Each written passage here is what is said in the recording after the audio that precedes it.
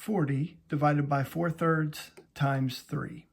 You might first see this and notice that these 3's cancel each other out, which would give us 40 divided by 4, which would equal 10.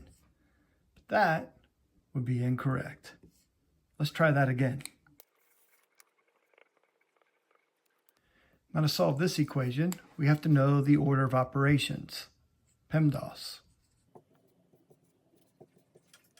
Now in PEMDAS, we see multiplication and division right here, which is what we have in this equation.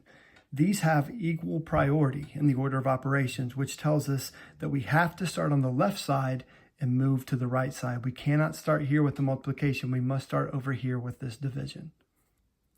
So in this equation, when we start here, we also have to keep in mind this concept: keep, change, flip. According to this, we keep the first number, we change division to multiplication, and then we flip the fraction to 3/4. So bring down the multiply 3 there on the end.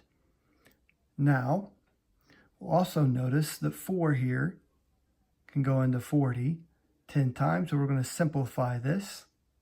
Make that a 1, make that a 10.